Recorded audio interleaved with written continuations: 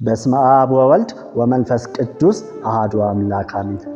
የተወደዳችሁ የእግዚአብሔር ቤተሰቦች፣ የቅድስት ድንግል ማርያም ወላዲተ አምላክ ወዳጆች ሁላችሁም እንኳን ለብርሃነ ልደቱ በሰላም አደረሳችሁ እያልኩኝ ቻናላችንን ላይክ፣ ሼር እንዲሁም ሰብስክራይብ ታደርጉ ዘንድ በትህትና እየጠየቅኩኝ የጌታችንና የመድኃኒታችን የኢየሱስ ክርስቶስ የልደት በዓል ታሪክ አሰማችኋለሁ። እስከ መጨረሻው አብራችሁን ቆዩ።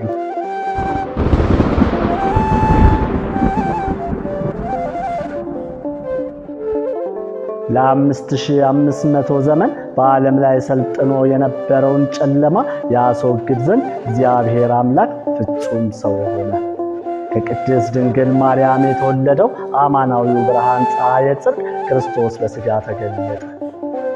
ቅዱስ ኤፍሬም በውዳሴው እንዳለው ብርሃን ዘበአማን ዘያበርህ ለኩሉ ሰብእ ለእለነ ይበሩ ውስተ ዓለም።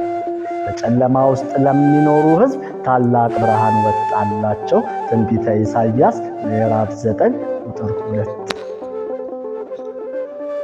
ቀዳሚው ቃል ኢየሱስ ክርስቶስ ከእመቤታችን ከሥጋዋ ሥጋ ከነፍሷ ነፍስ ነስቶ ሰው በሆነ ጊዜም ቅዱሳን መላእክት በቤተልሔም ተገኝተዋል። ይህንንም ቅዱስ ሉቃስ ወግብተ መጽሑ ብዙኃነ ሐራ ሰማይ፣ የሰማይ መላእክት በድንገት መጡ በማለት ገልጾታል። በሉቃስ ወንጌል ምዕራፍ 2 ቁጥር 13 በድንገት መባሉም አመጣጣቸው ግሩም በመሆኑ ነው። ቅዱሳን መላእክት ቀድሞ አመጣጣቸው ጻድቃንን ለመርዳት ሰማዕታትንም ከስለት ለመታደግ የተቸገረውን ለማጽናት ነበር። ዛሬ ግን ስለ ሰው ፍቅር ከሰማይ የወረደውን በጎል ወይንም በብረት የተጣለውን በጨርቅ የተጠቀለለውን አምላክ ከሰው ልጅ ጋር በድንገት ለማመስገን መጡ። ዮም አሐደ መርኤተ ኮኑ መላእክት ወሰብእ ከመ ይሰብሕዎ ለክርስቶስ ንጉሥ እንዳለ ሰውና መላእክት ንጉሥ ክርስቶስን ያመሰግኑ ዘንድ ተባበሩ እንዳለ። መላእክት በተፈጥሯቸው የማይሞቱ ወይም ሕያዋን ሲሆኑ ሰው ደግሞ ሟች ነው፣ ሞት ይስማማዋል። በጌታችን ልደት ግን መላእክትና የሰው ልጆች በአንድ ማኅበር በአንድ ቃል ስብሐት ለእግዚአብሔር እያሉ እግዚአብሔርን አመስግነዋል። በአዳም ኃጢአት ምክንያት ፈርሶ የነበረው የመላእክትና የሰው ልጆች ማኅበር ከተቋረጠ ከብዙ ዘመን በኋላ በኢየሱስ ክርስቶስ ልደት እንደገና ተጀመረ። ይህ የምስጋና ኅብረትም ምድር እንደ ልብስ ተጠቅልላ ስታልፍ ወደፊት በምትመጣዋ በአዲሲቱ ዓለም በአዲሱ ሰማይ በአዲሱ ቤተ መቅደስ ይቀጥላል። የዮሐንስ ራእይ ምዕራፍ 21 ቁጥር 1-4። አንድነታችን እንደማይቋረጥና በሰማይም እንደሚቀጥል አረጋዊው መንፈሳዊው ሲገልጥ በእኛ በደቂቀ አዳም እና በቅዱሳን መካከል ልዩነት የለም ይላል። ይህም የሆነው በጌታችን መወለድ ምክንያት ነው። በጌታችን ልደት ምክንያት እኛም ዳግመኛ ተወለድን። የጌታችን ልደት የእኛም የክርስቲያኖች ሁሉ ልደት ነው። ከሦስቱ የቀጰዶቅያ አባቶች አንዱ የሆነው ታላቁ የቤተ ክርስቲያን አባት ሊቁ ቅዱስ ባስልዮስ ዘቂሳርያ ይህን ምስጢር ሲገልጥ የክርስቶስ ልደት የመላው ሰው የልደት ቀን ነው ሲል መስክሯል። ሊቃውንት እንዳስተማሩን እግዚአብሔር አምላክ ዓለምን ከፈጠረበት ጥበቡ ይልቅ ዓለምን ያዳነበት ጥበብ ይበልጣል። ጌታችንና መድኃኒታችን ኢየሱስ ክርስቶስ የተወለደበትና ዓለምን ያዳነበት ምስጢር ከምስጢራት ሁሉ በላይ ነው። ይህንን ምስጢር ከማድነቅ ሌላ ሊናገሩት አይቻልም። ሊቁ ቅዱስ ዮሐንስ አፈወርቅ በመገረም ይህንን ጥበብ እንዲህ ሲል ይገልጸዋል። ምን እላለሁ? ምንስ እናገራለሁ? ከዘመን አስቀድሞ የነበረ እርሱ ሕፃን ሆኗልና። እኔ ፈጽሜ አደንቃለሁ። ከሰማያ ሰማያት በላይ የሚሆን በዘላለማዊ ዙፋን የሚኖር እርሱ በበረት ተጣለ። ከሥጋዌ አስቀድሞ አይዳሰስ የነበረ አንዱ እርሱ በምድራውያን እጅ ተዳሰሰ።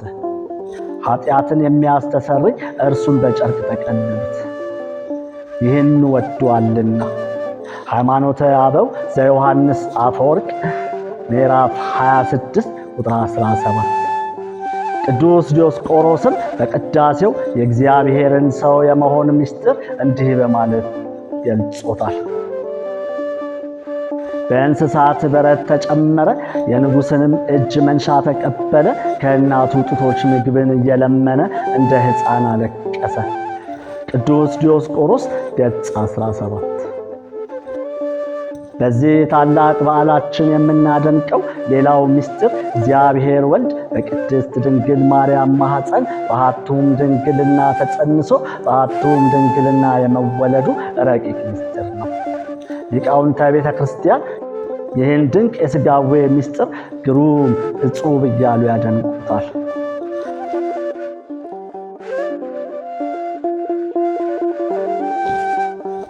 ሐዋርያውያን አበውን ተከትለው ከተነሱ የቤተ ክርስቲያን ጠበቆች መካከል አንዱ ቅዱስ ሄርሜዎስም አንደኛ እመቤታችን ዘላለማዊ ድንግልና፣ ሁለተኛ ድንግል ማርያም አማኑኤል ጌታን መውለዷና፣ ሦስተኛ የማይሞተው አምላክ ሞተ፣ በእግዚአብሔርም ዝምታ ሸማ የተጠቀለለ ሦስት ምስጢር መሆናቸውን ይናገራል። ኢትዮጵያዊው ቄርሎስ የተባለው አባ ጊዮርጊስ ዘጋስጫም በመጽሐፈ አርጋኖን ድርሰቱ ይህን ድንቅ የተዋህዶ ምስጢር በሚከተለው መልኩ ይገልጠዋል።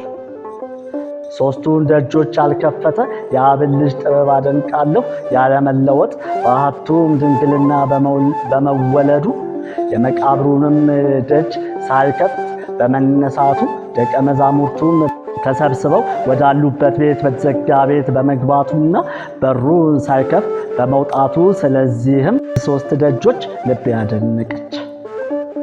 ከሁሉ ይልቅ የመጀመሪያው እጅግ ያስደንቀኛል። ምክንያቱም ሁለቱን ከዚህ በፊት በመጽሐፍ ቅዱስ አውቃቸዋለሁ። የመቃብሩን ደጅ የሚመስለው ነገር አለ። የዮሐንስ ወንጌል ምዕራፍ 8 ቁጥር 19። ብልጣሶር የተባለ ዳንኤልን በአንበሶች ጉድጓድ ውስጥ በመጣሉ ጊዜ ጉድጓዱ በታላቅ መዝጊያ ዘጉት። ዳንኤልም በረሃብ እንደተጨነቀ ልዑል እግዚአብሔር ባየ ጊዜ መልአኩን ወደ ነቢዩ ዕንባቆም ላከ።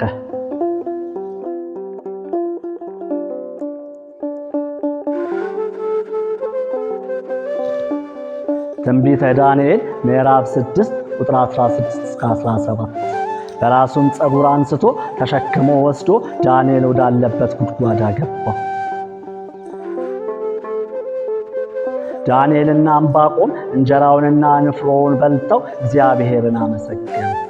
ዕንባቆምም ደጅ ተዘግቶ ሳለ ወጣ። ስለ ቤቱ ደጅ የሚመስል ነገር አለ። የእግዚአብሔር መልአክ ከሰማይ ወርዶ ጴጥሮስን ከግዞት ቤት እንዳወጣው በሐዋርያት ሥራ ተጽፏል። ጴጥሮስንም ካወጣው በኋላ ደጁ ተቆልፎ ዘበኞች በሁሉ መንገድ ይጠብቁ ነበረ። የሐዋርያት ሥራ ምዕራፍ 12 ቁጥር 6። ለእነዚህ ለሁለቱ ደጆች ለቅዱሳን የተገኘውን ምክንያት አገኘሁ። ስለ ድንግልናሽ ደጅ ጠናለሁ፣ ግን ምክንያት አላገኘሁም። በድንግልና የኖረች ሴትም አላየሁም። እንደዚህ አይነት ነገር ሆኖ አያውቅም።